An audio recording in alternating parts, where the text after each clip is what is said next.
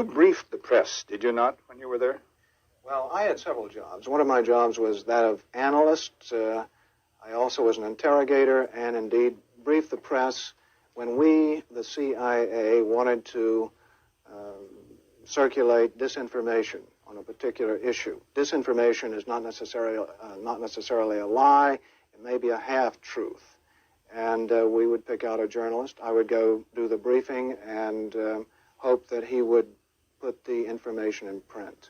For instance, if we wanted to get across to the American public that the North Vietnamese were building up their force structure in South Vietnam, I would go to a journalist and advise him that in the past 6 months, X number of North Vietnamese forces had come down the Ho Chi Minh Trail system through southern Laos. Now, there is no way a journalist can check that information. So either he goes with the information or he doesn't, and ordinarily or usually the journalist would go with it because it looked like some kind of exclusive. And I would say our percentage planning that kind of data was 70 to 80%. The correspondents we targeted were those who had terrific influence, the most respected journalists in Saigon, like Robert Chaplin of the New Yorker magazine, Kai's Beach of the Los Angeles Times from time to time, and also he worked for the Chicago Daily News. Bud Merrick of U.S. News and World Report, Malcolm Brown of the New York Times, even Maynard Parker of Newsweek magazine.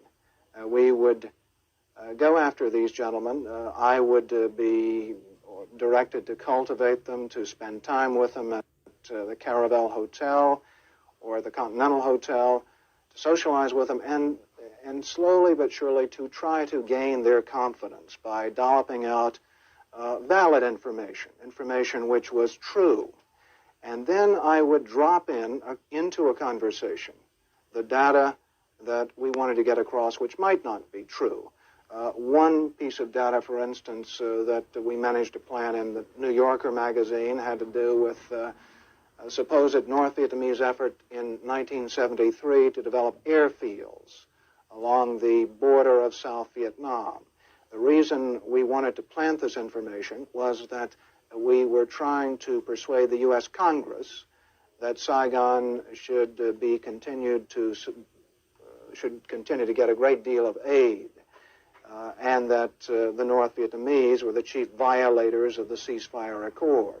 That was printed in the New Yorker magazine under the byline of Robert Chaplin, as indeed was a great deal of such information which we tried to circulate.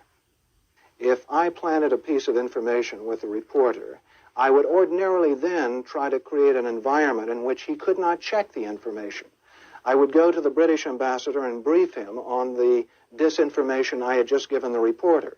So when the reporter wanted to cross-check what I'd told him with, say, the British ambassador, New Zealand ambassador, or what have you, he would get false confirmation, the same message coming back at him, and he'd say, aha, I've got proof that Frank Snepp told me the truth, when in fact, what he'd gotten was simply an echo of what I'd given him in the first place, via the British ambassador or other of our friendly diplomatic contacts.